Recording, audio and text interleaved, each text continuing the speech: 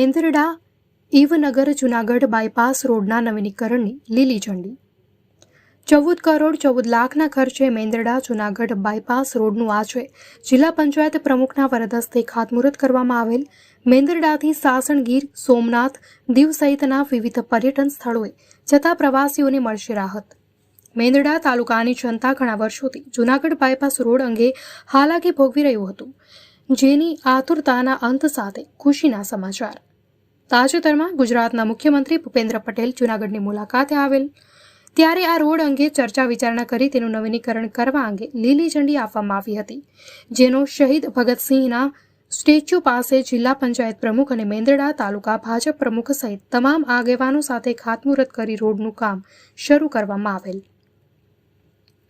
આ રોડની કામગીરીમાં સમયે આગેવાનો દ્વારા સ્થળ મુલાકાત કરી કોઈપણ જાતનો ભ્રષ્ટાચાર ન થાય અને ઉચ્ચ ગુણવત્તાવાળો રોડ બને તેવી બાંહેધરી આપવામાં આવેલ। જૂનાગઢથી મેંદરડા બાયપાસ રોડ પરથી સાસણ, તાલાળા, ગીર સોમનાથ, દીવ, કોડીનાર, પ્રાચી, માધવપુર, આખોલવાડી, મેંદરડા સહિતના ગામોને જોડતો રોડ અતિ ઉપયોગી બની રહેશે। અહેવાલ કમલેશ મહેતા, મેંદરડા।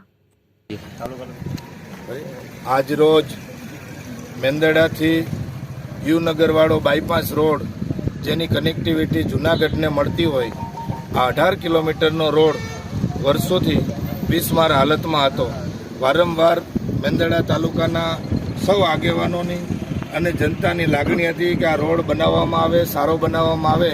એના માટે અમોને રોજ આ લોકો રજૂઆત કરતા, મીડિયાના મિત્રો પણ રોજ રજૂઆત કરતા કે આ રોડ સરકારમાં રજૂઆત કરો અને આ રોડ બનાવવામાં આવે। ખૂબ જ તૂટી ગયેલી હાલતમાં હોય અને લોકોને હાલાકી ભોગવવી પડતી હતી।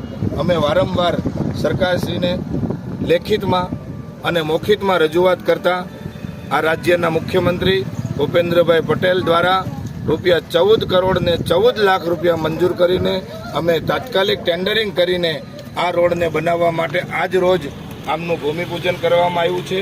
આ 18 કિલોમીટરનો જે રસ્તો છે એ રસ્તાને સારી રીતે બનાવવામાં આવશે, ગુણવત્તાવાળું કામ થશે। એના માટેની અમે સૌ આગેવાનોએ કાળજી લેવાના છીએ અને આ રોડમાં આપ સૌએ જે હાલાકી ભોગવી છે હવે નહીં ભોગવવાની આવે અને સુખના દિવસો આવ્યા છે ત્યારે આપ મેંદરડાની જનતાને હું અભિનંદન આપું છું। અને આ રોડ બનવાનું કામ આજથી ચાલુ થયું છે ત્યારે આ રોડનો હમણાં રોડ બને ત્યાં સુધી ઓછો ઉપયોગ થાય અને ખડિયા ઉપરથી આ જે મુખ્ય માર્ગ છે ત્યાંથી હાલવાનો આગ્રહ રાખીએ તો આ રોડ બનાવવામાં ક્યાંય મશીનરીને આપણે ટ્રાફિકની સમસ્યાનો સામનો ન કરવો પડે। ભારત માતા કી જય।